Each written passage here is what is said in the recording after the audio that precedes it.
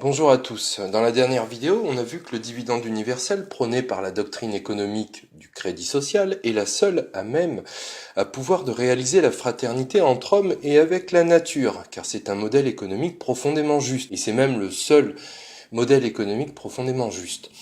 Mais pour le mettre en place, il faut lever notamment deux obstacles importants. Le premier obstacle à la reconnaissance pleine et entière de la fraternité horizontale, c'est la souveraineté bancaire. Le pouvoir de création monétaire a été abandonné par nos élus très tristes aux mains des banques. Je renvoie à quelques vidéos que j'ai déjà faites. Le dividende universel nécessite que la monnaie créée le soit par la collectivité.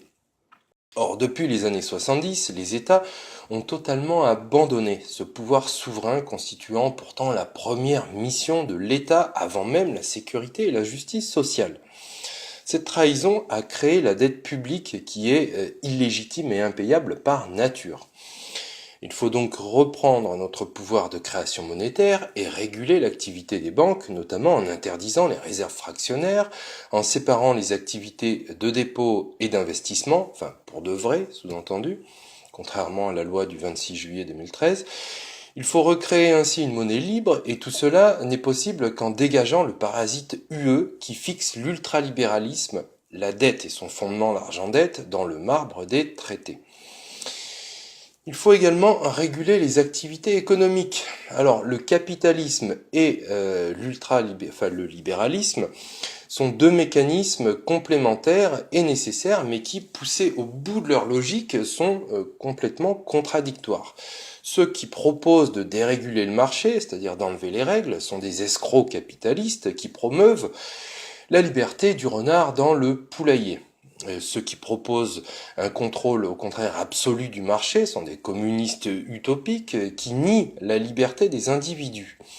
Le libéralisme comme le capitalisme ne peuvent notamment exister sans l'apport des ressources acquises, c'est-à-dire un système de droit de propriété établi par la loi, contrôlé par les tribunaux et garanti par la force, des routes pour que les biens circulent, un système de paiement, une monnaie, des personnes ayant reçu une éducation et une instruction.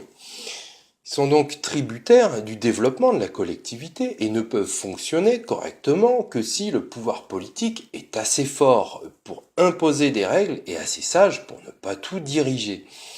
Dès lors, toute la politique consistant à déréguler signifie que ceux qui la mènent désirent ne pas accomplir la mission pour laquelle pourtant ils ont été élus. Quant à ceux qui veulent contraindre absolument le marché en supprimant la liberté d'entreprendre, ils se fourvoient également. La liberté d'entreprendre et le profit qui y est lié sont au fondement de l'activité économique. Les supprimer, c'est supprimer toute évolution économique et nier carrément la liberté de l'homme. Il faut donc un État interventionniste fort, mais non pas dictatorial.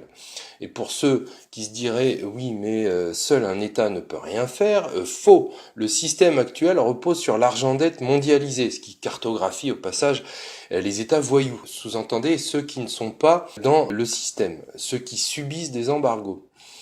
Si nous dégageons le système d'argent-dette et son agent politico-toxique, l'UE fédéraliste, le système d'économie de marché capitaliste ultralibéral ne pourra pas perdurer. Je développerai plus tard. Ensuite, la doctrine du crédit social permet la coopération avec la nature. Comme le disait Éloi Leclerc, plus l'homme développe ses connaissances et ses moyens d'action, plus sa soif de puissance grandit et s'exalte. Alors cette soif a produit un humanisme sclérosé, androcentré, de supériorité de la race humaine sur toute la nature et le vivant, qui n'est pas un humanisme, mais un inhumanisme, premier pas vers les idéologies inégalitaristes. Car cet humanisme de la puissance, violant la pensée de Descartes, fait de l'homme le maître et le possesseur de la nature asservie. L'homme lui fait sentir sa toute-puissance, agissant au final contre lui-même en épuisant les ressources naturelles par un productivisme et un consumérisme irresponsables fondés sur un système économique absolument absurde d'exploitation des hommes et de surexploitation de la nature, pillant et gaspillant. La volonté de puissance de l'homme humaniste qui use et abuse de la nature pour fabriquer et écouler sa marchandise à obsolescence programmée à des surconsommateurs fiévreux n'est qu'une vue du court terme, la vue de l'homme myope. Pourquoi ? Parce que l'humanisme tel que les sociétés occidentales l'ont compris n'est que perversion. Partant du constat que l'homme est au sommet de la création, il place l'homme en maître et possesseur de la nature, agissant envers elle comme un tyran irrespectueux, qui par son titre mal compris de roi de la création, ne fait qu'exploiter la nature et les animaux, trahissant la pensée de Descartes. Alors qu'un véritable humanisme et fraternité avec toute la création, que la supériorité de l'homme n'est pas la supériorité du maître envers l'esclave. La supériorité de l'homme ne doit pas être exploitation, mais coopération fraternelle avec la nature. Aux honneurs, les charges, comme disaient les Romains. La nature est le meilleur modèle de prospérité sur Terre. Dès lors, la bio-inspiration, l'économie du savoir techno-écologique en open source devra être encouragée sans que le profit capitaliste immédiat soit sa seule perspective. Parce que le meilleur savoir, celui qui était là avant nous et qui sera là après nous les hommes, c'est le livre de la nature, devant lequel nous devrions rester humbles et dont nous devrions nous inspirer au lieu de la violenter infatigablement. Cela nécessite de se fonder sur un système économique visant non l'efficacité productiviste qui conduit à l'exploitation insensée des hommes, des animaux, de la nature, mais de se fonder sur la fécondité productive de la coopération, étant précisé que quand on partage un bien matériel, on divise, et quand on partage un bien immatériel, on le multiplie.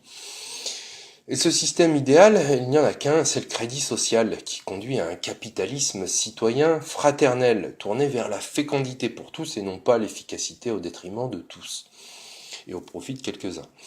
Je préciserai que la France est le pays parfait pour impulser un nouveau projet, non pas seulement de société, mais de civilisation, et c'est pas comme si on avait le choix.